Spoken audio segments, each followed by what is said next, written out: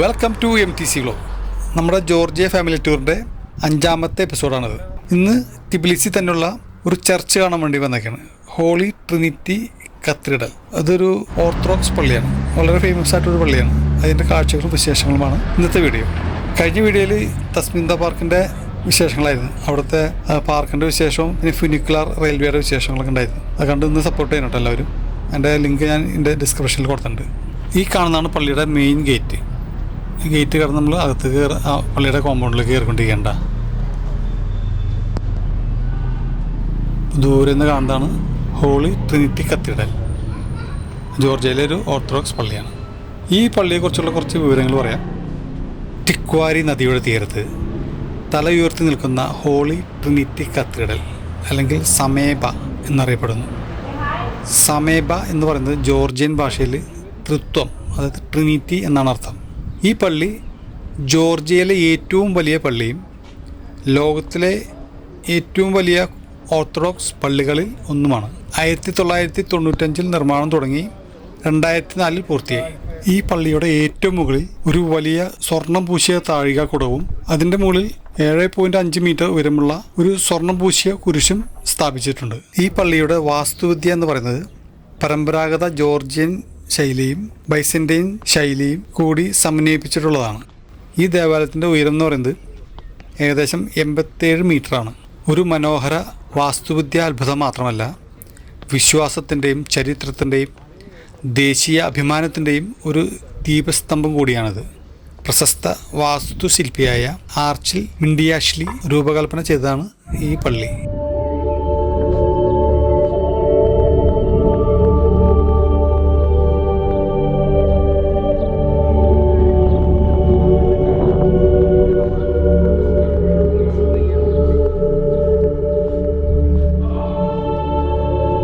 ഈ പള്ളിയുടെ ഏറ്റവും മുകളിൽ നിന്നുള്ളൊരു വ്യൂ ആണ് നമ്മൾ കാണുന്നത്. അങ്ങ് ദൂരെ കാണുന്ന ആ മൗണ്ടനും ഒരു ടവറൊക്കെ കണ്ട, അതാണ് തസ്മിന്ദ പാർക്ക്. കഴിഞ്ഞ വീഡിയോയിൽ അതിൻ്റെ വിശേഷങ്ങളായിരുന്നു.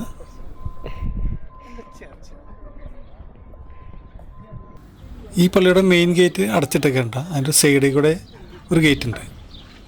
ആ വാതിൽ കൂടിയാണ് എല്ലാവരും പള്ളിയുടെ ഉള്ളിലേക്ക് പ്രവേശിക്കുന്നത്.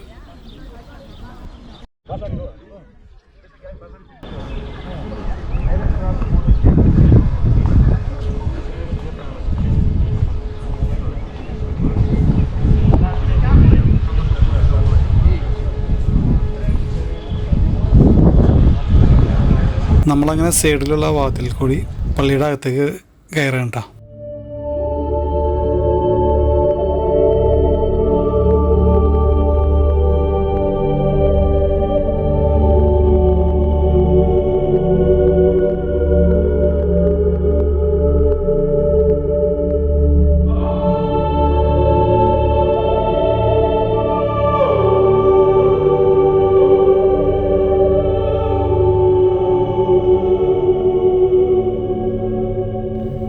പള്ളിയുടെ ഉൾവശം എന്ന് പറയുന്നത് വളരെയധികം മനോഹരമാണ് കേട്ടോ.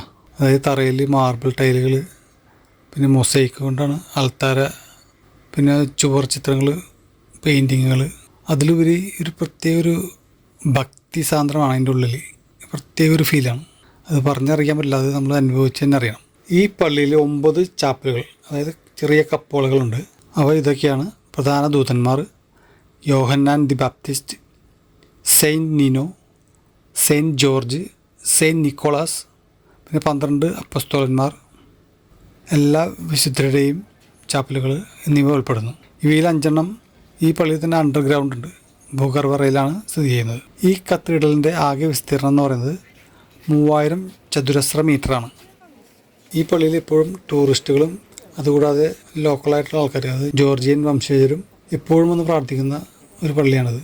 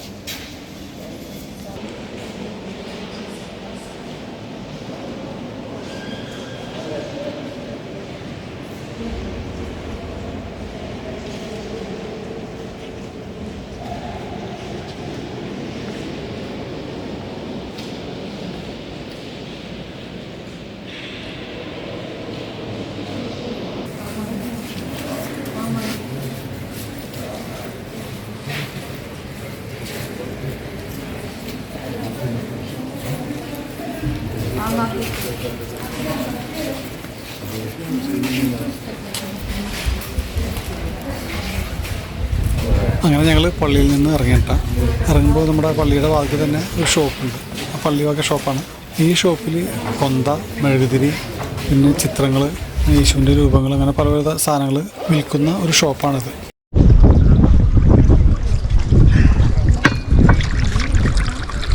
പള്ളിയുടെ അണ്ടർഗ്രൗണ്ടിലേക്ക് പോകുന്ന ഒരു എൻട്രൻസ് ആണ് കാണുന്നത്.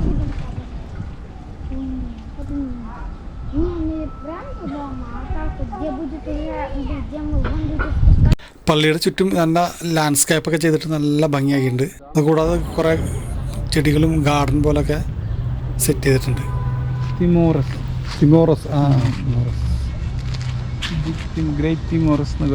ഗ്രേറ്റ് തിമോറസ് ഹോളി ട്രിനിറ്റി കത്തീഡ്രലിൻ്റെ കാഴ്ചകളും വിശേഷങ്ങളും ഇഷ്ടപ്പെട്ടെന്ന് കരുതുന്നു. ജോർജിയയിലെ മറ്റു വിശേഷങ്ങളുമായിട്ട് അടുത്ത വീഡിയോയിൽ കാണാം.